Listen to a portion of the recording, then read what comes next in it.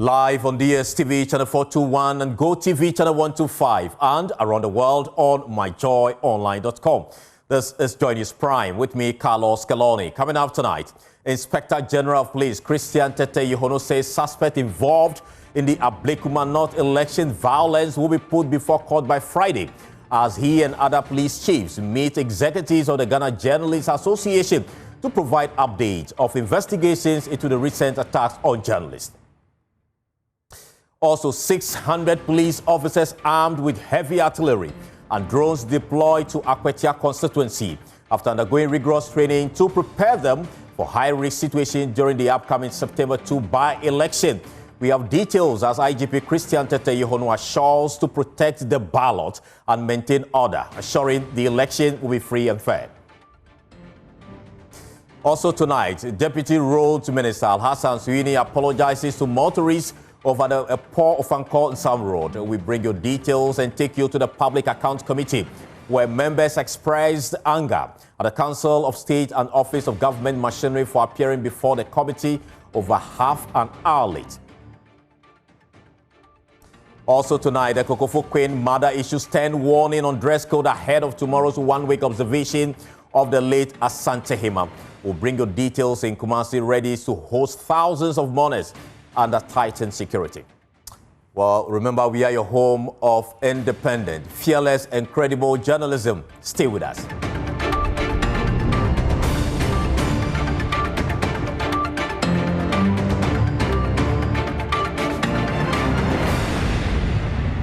Thank you so much for joining us here on Joy News Prime. Now, the Inspector General of Police, Christian Tete Yohono, has disclosed that 8 suspects arrested in connection with the violence that marred the recent by-election in the Ablekuma North constituency will be put before court before Friday.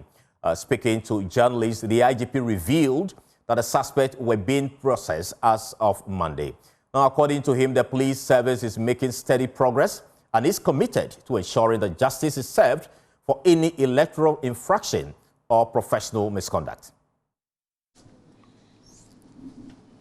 There were these assault issues that were mentioned, and then the Accra Regional Commander, as at yesterday, had got 8 suspects. 8 suspects have been arrested. Yesterday, they are being processed, and from the advice I had from the Regional Commander means that tomorrow they will put them before court. Later, either tomorrow or Friday, one of these days, all these suspects will be put before court. So we are making progress. And then we'll make sure that whatever happens, justice will be done to those people who, in one way or the other, did not do their work in a professional manner. Well, the GJ President Albert Jumfo has urged the police to do more to protect journalists. There has been a series of attacks from January to now. As we speak now, the only one that I can say that the police shown professionalism in terms of commitment in ensuring that the law takes its course was the attack on our brother Latif Idrisu during the, just in front of Yoku, during the arrest of Chairman Untumi. We are aware and we commend them for going after the perpetrators, arresting a suspect in relation to this attack. In recent years, I can say that this is the highest success we've chopped. Meanwhile, Executive Secretary of the National Media Commission, Dr. George Sapon, has been defending the NMC's silence on the attacks on journalists in recent months. According to him, the NMC can only act on alleged assault on journalists if the case is officially reported to them. The Constitution provides that the Commission should deal with complaints by or against the media. So when something happens to a journalist, there's a requirement that there's a complaint made to the commission. Now, because of the theoretical possibility that somebody would make a complaint, if the commission comments on the matter before the matter comes to us, our comment would have been prejudicial. And that is why the commission needs to exercise patience in receiving the complaint and addressing the complaint. The Ghana Journalists Association or the professional associations could do advocacy on the issues, and they're always very important. But when it comes to adjudicating the matter, because the National Media Commission has a constitutional responsibility, it needs to act fair. And that is why the commission can't start talking when the matter is likely to come to us. So you are not going to hear the commission speak until we have had the opportunity to go into the matter, to look at the evidence, and to reach a conclusion. Well, joining us on Zoom is media advocate Dr. Ken Ashigay. Grateful for your time. Now, the NMC clearly, as we just heard, says no journalist has reported a case of assault to the commission. And that's why they have remained silent on the recent assault cases. The question is that the way to go? Well, thank you very much, and good evening to you. You know, George Sapong is my friend, my brother, and my comrade in several struggles. There are several things that me and him, we do together. But when it comes to the issues... Right. Well, we're trying to... can I see if you can hear me? Issue. Yeah, we lost you. We lost you in a moment. If you can take that again. I have... Yeah, I can hear you. Okay, so this particular issue where the NMC is concerned,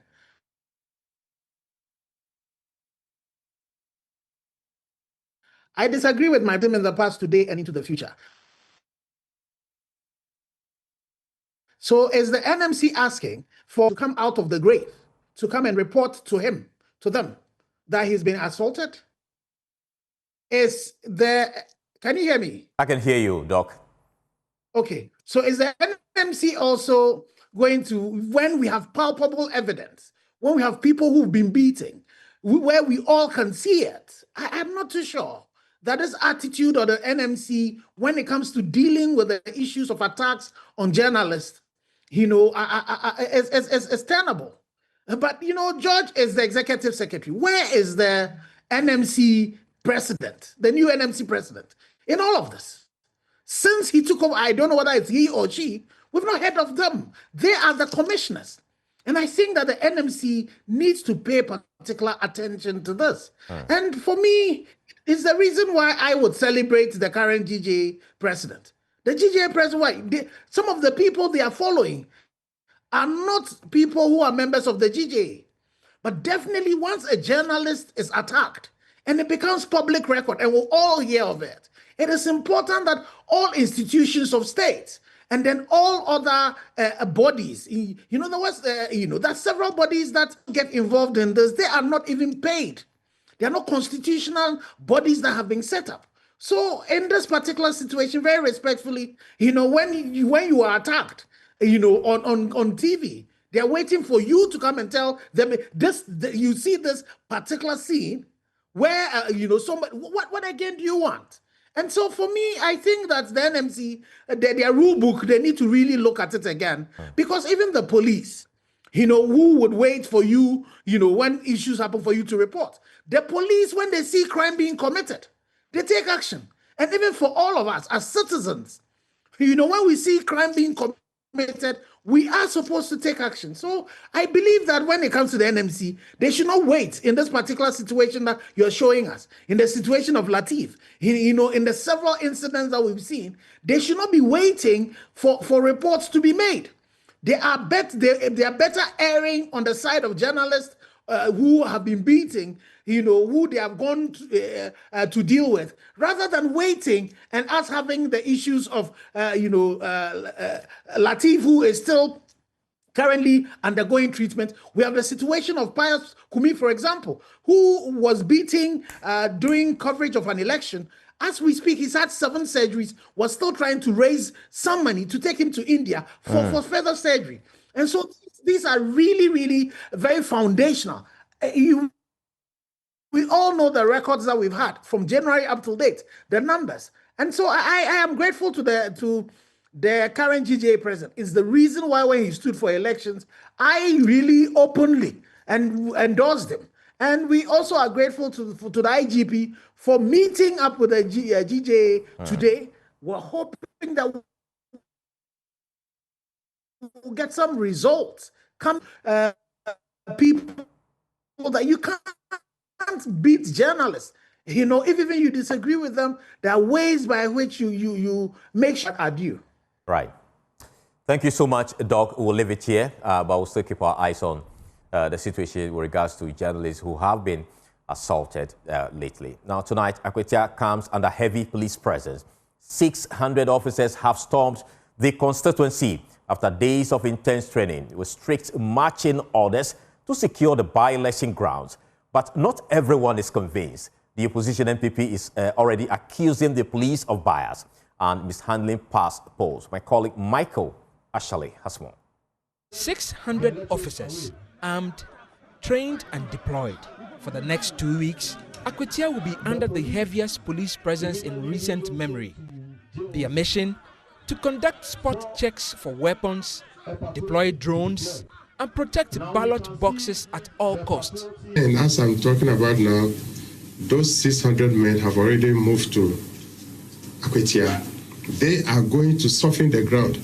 If you don't talk to your people very well, they come to misbehave, we'll put them in the black areas. We will not wait a second for somebody to misconduct himself or herself before we ask that they should arrest. We are going to deal with it this. But the MPP is already on edge, accusing the police of mishandling the Ablekuma North rerun. At a meeting on Tuesday, party officials openly declared their distrust in the service and hinted they would protect themselves. And my deputy, clearly the person is going to protect himself. And I've kept saying is that for the new patriotic party, we are going to protect ourselves. And self-protection is well stated within the laws of this country. So the IGP also called the bluff of troublemakers. Says anyone who attempts to snatch ballot boxes, the IGP warns, will be thrown straight into a mobile prison truck. You know, we heard so many TikToks and the social media comments. People said, oh no, we are going there with arms and everything. I want to assure you that the police will deal decisively with those people. And I think they are cowards, they cannot come. They cannot come because if you see the way we are prepared, the high level of preparation towards, I have told people that our eyes are red. And after at least 3 journalists were assaulted during the last election, some by police officers themselves, the IGP says this time, protecting journalists is a top priority. No policeman will attack you. We are there to protect you. It is our duty to protect you because without you, nobody will know. Is that the brothers and sisters who hold the camera and then the phones to take whatever they are doing during the election times. I think there's a level to which they can go, but then you have to. So, DJ President and all our executives in the media fraternity, what we are telling you is that we'll make sure that we'll protect you. With drones in the skies and boots on the ground, Akwetia has become the new front line of election security. The by-election is less than 2 weeks away, and the battle for the people's vote has already begun. For Joy News, Michael Ashigay. Away from that, a billboard that popped up overnight at the Flowerport interchange here in Accra, boldly advertising government no-fee stress policy, has vanished almost as quickly as it appeared. The Education Ministry and the Student Loan Trust Fund disowned it. The Roads Ministry branded it unauthorized. And by the time Joy News got there, the structure was already gone. My colleague Jacqueline and Soma visited Flowerpot and has the following report. You might have seen this very billboard right behind me on social media, which states no fee stress. And on the billboard, we have the president on it with 3 other people behind it. And on this same billboard, we have the logo of the Students' Loan Trust Fund and, of course, the Ministry of Education. Some days ago, the Students' Loan Trust Fund came out to say that this billboard, it's not for them. Now, today, which is 20th, August, we saw the Ministry of Roads and Highways issue a statement to say that this billboard has been unauthorized. Yes. We got here and we realized that the billboard had been taken off. According to our conversation with residents in this area, it was 2 in here and there was another one at the opposite side. Now let's listen to what the residents have to say when it comes to this very billboard here at Flowerpot Interchange. It was this early morning we came and we noticed that the billboard has been torn. Because yesterday we are all here throughout, nothing such happened. We not notice any torn of the billboard. So how many were they? There are this side 2. One is here and the other one. But yeah, we noticed this side one has been removed and the other one has been torn. Okay, we also saw another video on social media. When you are coming from this side too, there was another one. Yes, exactly, But exactly. It's also not there. Oh, for that one, I don't notice that it has been removed. That also sells around this area. Now, Auntie, Andra, oba na billboard na ewo. Andra na ewo. Mi firi 8 to 9 na ewo. Ba no pa mi ba 10 to 11 na ni wo. Ah, okay. And so na ye 2 ana sense na ewo ha. 2. There's this momo vendor just right by the Flowerpot runabout. Now, mommy, me bacho Andra ube pon na billboard na ewo. I know. No. Na so and you ano pay e oba and upon 10-11 when I noticed a few. Tell me beside my colleague back to say, I don't know why. I don't know if you are not so we are doing mass. The new time I'll be few. Okay. Now, when you perform with the billboard, Debbie, and so you buy a neighbor, the new time a ball, and if you want to say, new time I feel. Okay, all right, sure. So, basically, what she's trying to say is that when they left yesterday, the billboard was intact. But then this morning, she realized that it wasn't intact. The other one has been taken off, and the other part, which is left here, has been also ripped off. We just finished speaking to the residents here at the Flowerpot Interchange, and they all seem not to know the genesis and the revelation of the billboard that was erected right here. Just as you heard from them, who brought it here and who took it down is the big question of the day. Reporting for Joy News, I'm Jacqueline Asuma Yeboah. Well, let's go to Zoom and speak to the MC for Leje Kuku. I don't know if you can hear me. Well, we seem not to have him, but moving on to that story, the West African Examinations Council has cautioned candidates sitting for the 2025 West African Senior School Certificate Examination that they risk losing all their results if found engaging in any form of examination malpractice. The council says it has intensified regulatory measures this year to curb cheating, collusion, and other forms of misconduct at exam centers. About 461,000 students are expected to sit for this year's exams, and according to WAEC officials, the measures include strict supervision, increased security presence, and enhanced monitoring systems rolled out nationwide to protect the integrity of the exams. But education think tank Africa Education Watch says the decision, even though lacks effective enforcement by the council. We'll hear from the education think tank shortly, but first, listen to Ernest Akoto Yeboah, who is the Ashanti Regional Controller of WAEC. So it depends on the kind of malpractice you are involved in. The few examples I cited. So if you bring in a piece of paper with or without any inscription on it, you are caught. We complete a report, and you may lose your subject result, the subject you were writing when you were caught with a piece of paper. It is, as I said, classified as a foreign material, but a mobile phone is also a foreign material. So but if you are found with a mobile phone in the examination room and fully established, you may lose your entire result. And if I say entire result, the ones you've written and the ones you are yet to write, if it is established that you brought a mobile phone, then you will not even receive a result, any result. Then apart from that, there are some things that if people are involved, like impersonation or attack on examination officials and the like, where after losing your entire result, you may be suspended from writing examinations conducted by the council for a number of years. In fact, some kind of cases may even affect the school itself. Yes, if it is mass cheating, and it is to some level or a number of times, then the school itself may lose its recognition, or we may withdraw the recognition of the school. So these are just a few penalties that could result from examination malpractice. Thank you, sir. You're welcome. Well, we cannot hear from the Executive Director for Africa Education Watch and IFEST. It's a good decision to impose stiffer sanctions on perpetrators of examination malpractice. There is one thing to announce the sanctions and another thing to enforce it to serve as a necessary deterrent. But it's important that we walk the talk, and the extent to which the information gets to students before the examination will go a long way to change attitudes and behaviors during WASSCE. There's a code of conduct document from WAEC that clearly espouses all these things that he's saying. So it is not something new that WAEC is bringing up. It is something that has been with the examination body over the years. In fact, the document that I'm referring to was revised in 2023, so just 2 years ago, and it's on the WAEC website. So anybody that would want to know the position of WAEC in terms of examination malpractices can clearly note that.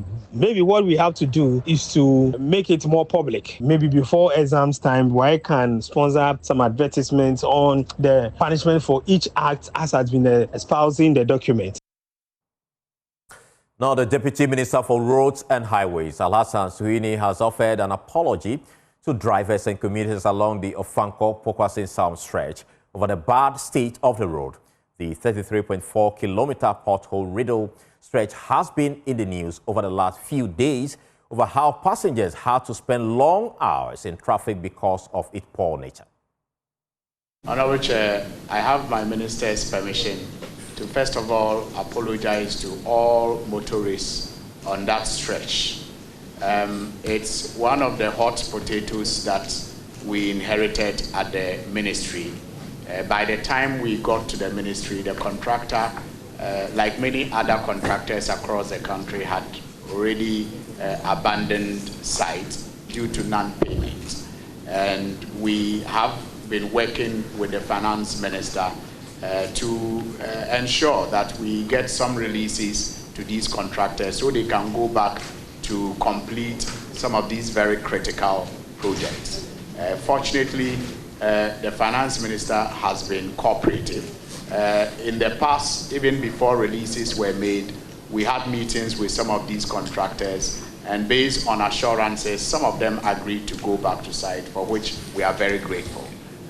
Some haven't been able to because of obvious reasons. But this particular contractor, fortunately, as we speak, has received some payment and has now adequately mobilized back to site. And it is our hope that before the end of this year, some significant improvement would have been noticed on that road. And so it's not just, and it's not going to be a 9-day wonder. He's back to site to continue with the projects. And we are very confident that it will now be within schedule. Now, the Vice Chairman of the committee, Davis Opokwansa, has joined us for some conversation on what transpired in Parliament earlier today.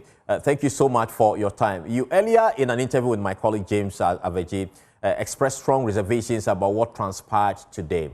Should they not have been cited for contempt of Parliament to serve as a, deterrence?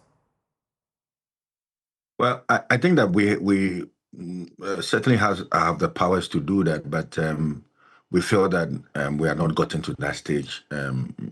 Clearly, you could see some misunderstanding between the chief director and also that of the agency, and the agency reported earlier. But we felt that there was a need for a higher authority to be there For instance, if there has to be any policy changes, if there has to be any amendment to the existing laws, these are issues that are taken at the higher stage. And so we wanted either the Deputy Chief of Staff or the Chief Director to be present.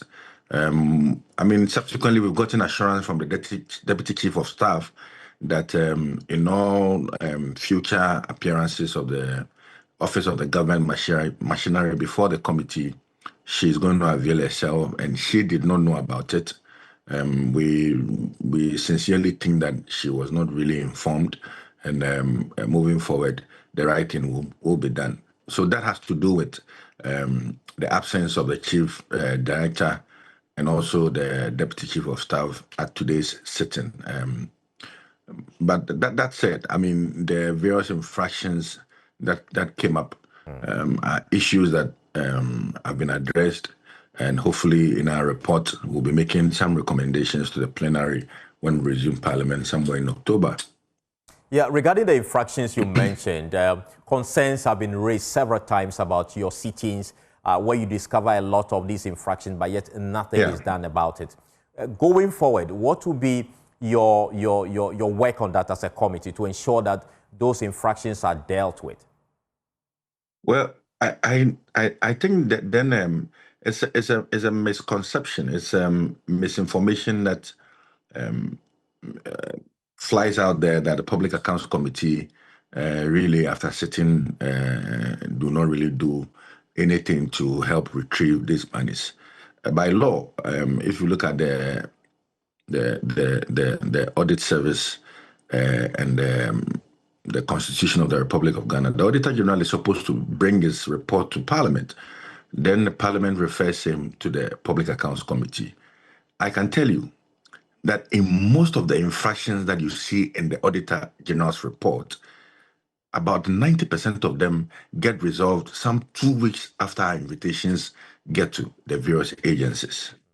And in many instances, we have had to enforce or to ensure that individuals who we feel have mismanaged public funds return these monies to vote. And for me, that should be the focus.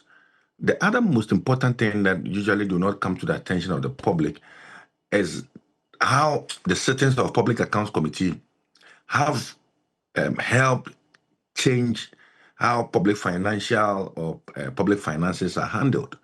I can tell you the various amendments we see to the PFMA Act and all of that as a result of the findings of the Public Accounts Committee. And so, and there's a whole report on recoveries after when people have appeared before the Public Accounts Committee. And so we are doing our work. This time we want to open up a bit to the general public through the media for them to appreciate the enormity and also the work that we do at PAC. And so be rest assured, we are here to ensure that every dime is returned to the government chest, and nobody sitting anywhere can mismanage public funds. Thank you so much. We are grateful for your time. Now let's bring you a wrap of what has been happening at the Public Account Committee sitting today. Waiting for the Chief Director to get here. We'll suspend sitting for 30 minutes. The Public Accounts Committee had to halt proceedings on Wednesday morning after hearing from the Ministry of Defense because both the Chief Director of the Office of Government Machinery and representatives from the Council of State Secretariat were late. The letter we wrote to you was very, very clear. So respectfully, wherever he is, he has to come for us to continue with proceedings. That is part of his mandate as the Chief Director of the Office of Government Machinery. When we take up roles, we live by them and we discharge the mandates every time we are called upon to do that. Staff. Deputy Chief of Staff. A Chief Director, yes. Every ministry has a Chief Director. But Office of the Government Machinery is always headed by the Deputy Chief of Staff. So please, when you go back, tell them. After over 30 minutes of waiting, the Chief Director, Alhaji Abubakar Wayo, an administrator of the Council of State, appeared. And this is why they were late. Honorable Chairman, where you were supposed to be at 10 o'clock. Yes, sir. Why didn't you show up at 10 o'clock? Sir, a new acting executive secretary has been appointed to the Council of State, and I needed to clear some issues with him. Okay. Before so the new executive secretary was more important than Parliament of Ghana. Sir, we acknowledge that the executive secretary to the Council of State is not more important than members of this august committee. Up at 10 for the meeting, as stipulated in the letter. I was to come with them, and I asked that because there were a few things that I needed to tidy up in the office. So I asked that they should take the lead. Chief Director, how long have you been with the ministry? Or how long have you been with the public service? 27 years. 27 years. You should know better. I wasn't expecting you to come and give any explanation, but to just say that yes, you received it, you are sorry, can we start? It cost the nation close to an hour because we're waiting for you. Alhaji Wayo clashed with chairperson of the Public Accounts Committee, Abnose Asari, when he held a strong view that the office's inability to retrieve some 500,000 salary allowance from some staff of the Northern Development Authority and another 82 billion cedis debt is because the Finance Ministry had undue influence over the three development authorities when on paper they were operating under the Office of Government Machinery. When this Ministry of Special Development, when it was reduced to a secretariat, that was when they offloaded them to OGM. And they were still operating as if they had their ministry elsewhere. And permit me to say that Ministry of Finance encouraged this. There were issues that I said, look, you are under OGM, let your... Where was their budget? Pardon? Where was their budget placed? Which entity had their budget? It was placed under Office of Government Machinery. Thank you.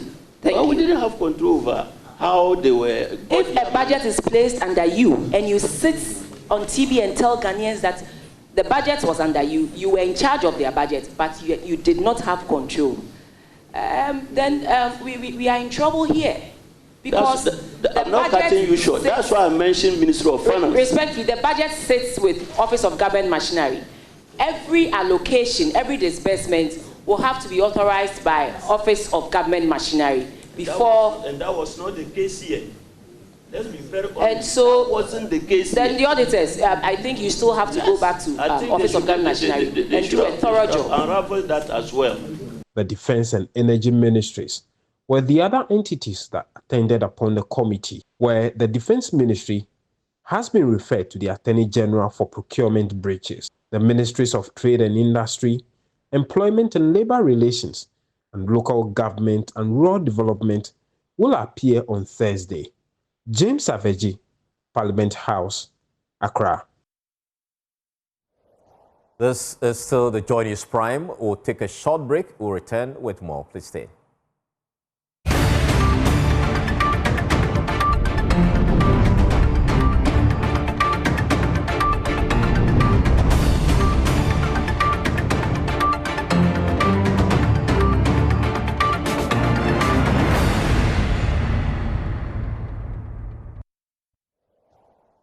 Welcome back, and thank you so much for staying with us. Now, to some other story. Farmers in Ghana are turning the corner on tradition, moving away from diesel-powered threshers to a cleaner, smarter, and more sustainable alternative. The solar-powered thresher, developed by E-Powers in collaboration with Radio, is designed to cut emissions, lower cost, and ease the workload of cereal farmers. Built to last for decades, it can run throughout the day and store power for use at night and even in cloudy conditions. Mohamed Nuruddin has more in the following report. The solar-powered thresher has replaced the diesel-run model, utilizing clean energy to thresh crops while promoting sustainable, climate-friendly, renewable energy use and reducing operational cost.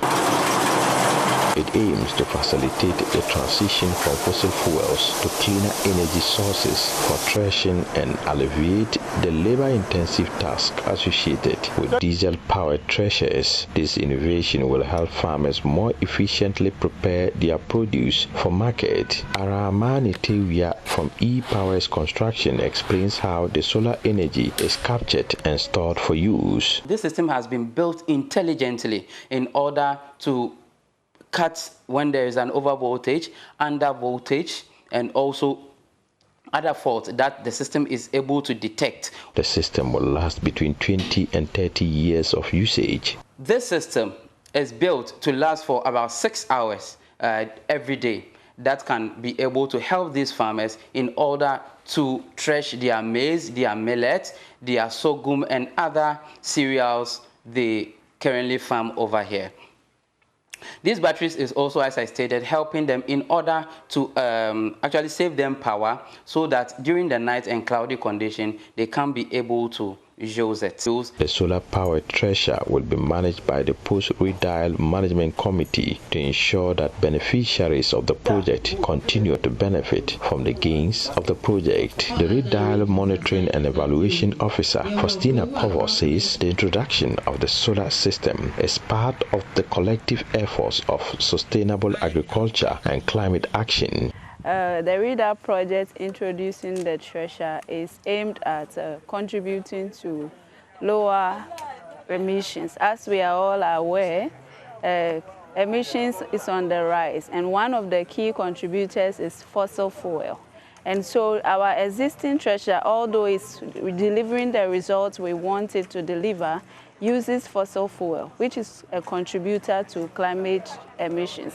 And so the introduction of the solar is to harness the benefits of green energy, which would ensure that the production and the threshing services are done without emissions. Solar-powered thresher represents a major step forward in the fight against climate change to promote cleaner energy and sustainable farming practices that will benefit farmers and the environment for generations to come. A report by Mohammed Nuruddin. Climate Focus is brought to you by Joy News in partnership with Youth Bridge Foundation, bridging gaps for positive youth development, and the Climate Development Knowledge Network.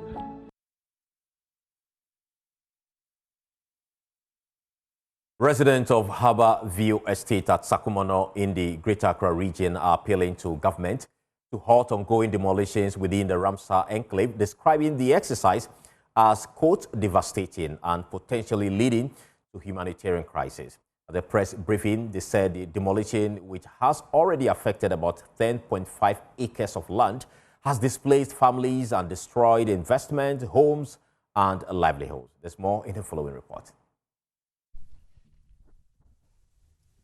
Chairman for the association, Jonathan Boy-Doku, stressed that while residents acknowledge the importance of preserving Ghana's wetlands, many of the affected homes fall outside the Ramsar core area and were acquired long before 2023. He noted that engagement with stakeholders in 2021 and 2022 had established a roadmap for clear boundaries, but the current exercise has gone beyond what was agreed. We find it extremely harsh that the wholesome demolition of homes without review of alternative solutions would displace hundreds of individuals and families, potentially leading to humanitarian crisis. We are by this press conference appealing to the hearts of the government and the public. These are not just structures. These are homes filled with memories, hopes, dreams and investments of fellow Ghanaians, brothers and sisters. We are begging for an opportunity to rectify the situation.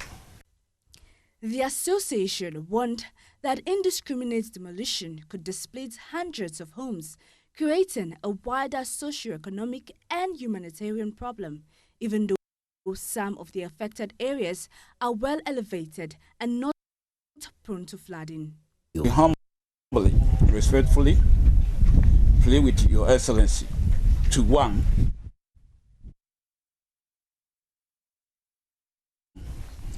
to prevent further suffering and and then displacement.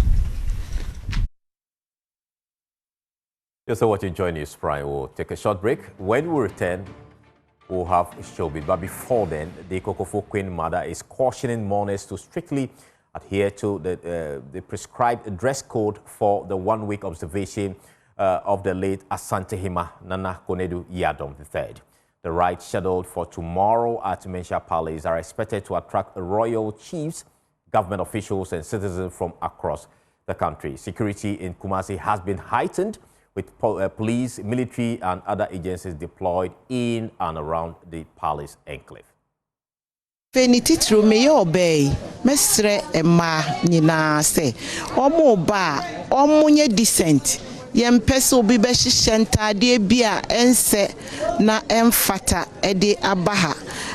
Obia timiba ye nyina ye nana ene da fom nti asantema nyina na de atoye ni na nsuso no se ye ka decency so a ehia pa na chese because sa brede ye bre ye ho ase e de amaye nana na ye dinuni tinya fei na ye be shisha ye mo wira ye neoma shisha ye ni achi abegina empabo atintin so bia e ba ne sa de a ene yema oma wo ba da fomboko efise se wo hwempa ye flags e wa ha nyina ya lowa no so wa hune ameche na kire se ebra so se ye nyina ye kofom na ye de esiesie ye na no echi